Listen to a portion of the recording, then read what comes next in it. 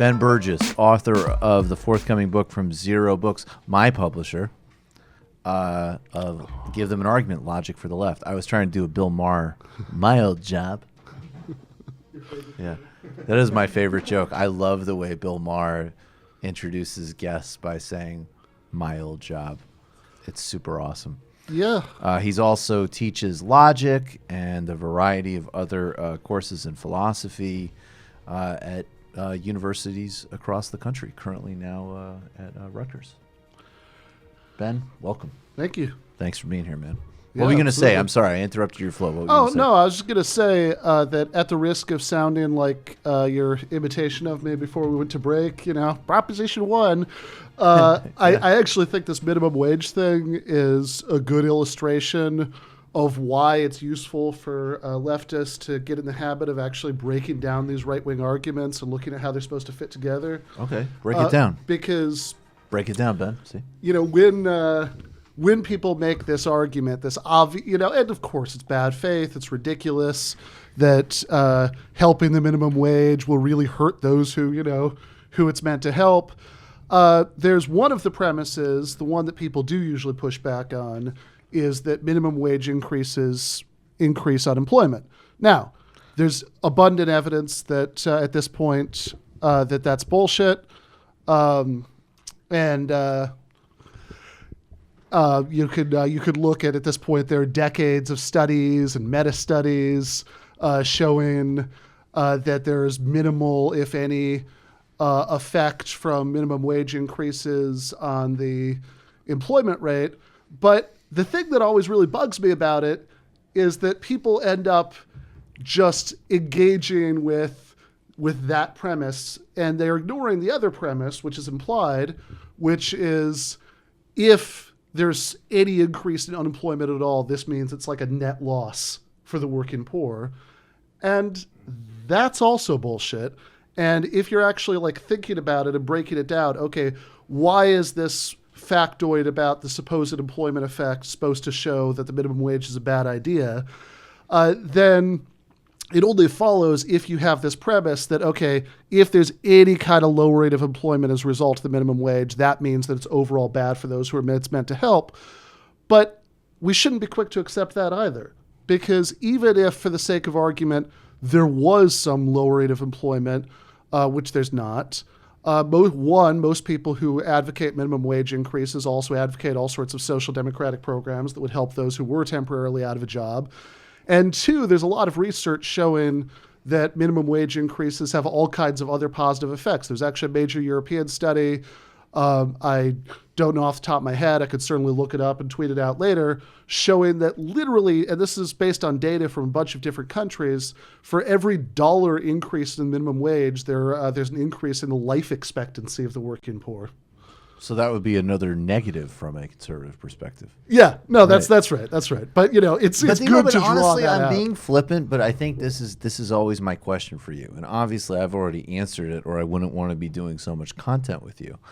But it's re-anchor why this matters, because I think on some level, I think part of the reason that the left has this allergy to all of this wankery that we hear when most people, unfortunately, Sure. these brands of these words have been toxified because we associate them with a bunch of disingenuous twerps who are trying to harm the world.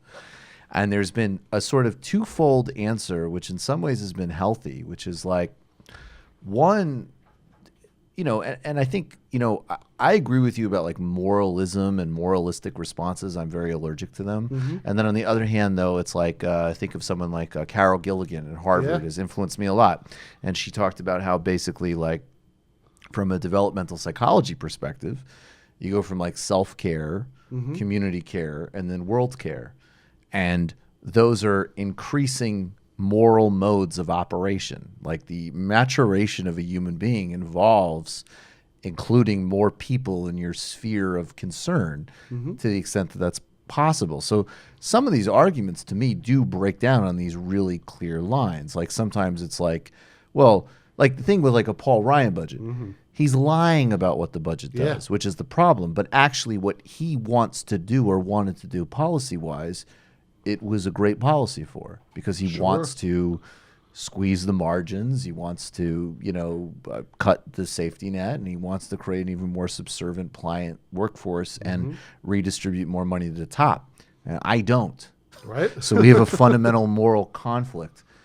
And then the other part of it, I think, was actually getting, I'll just put this on the table too, and then you can debunk all of it. I was in a conversation once, and I won't say which because I'm friendly with the guy who I did this podcast with, and if people really want to dig it up, they can, but I won't say with who. But if you want to dig it up, you can. And, I was talking about how, basically just basic stuff, politics about power, right? And he got offended.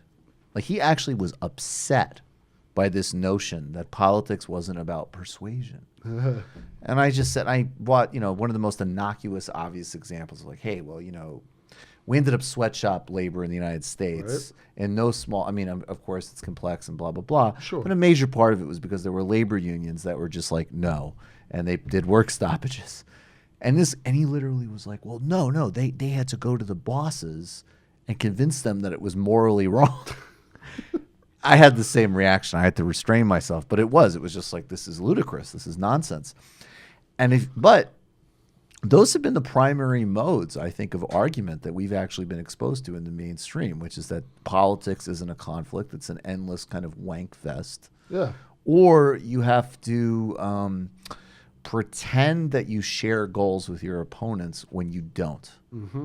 And I think that that's partially, in addition to the fact also that, Ben Shapiro and all these other cretins are using this terminology, is where some of the allergy to this logic and all of this comes from. So break it down. Like, what are the answers to those concerns, and why do we really need to get back in the mix with proper argumentation?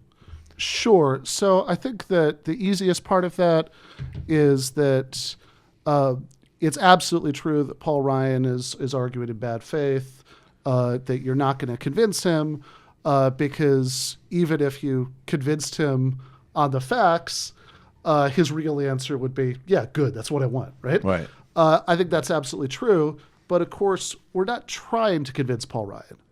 You just enjoyed that Michael Brooks Show video, and you can get a lot more by subscribing to us here at the Michael Brooks Show YouTube channel. It's literally right there.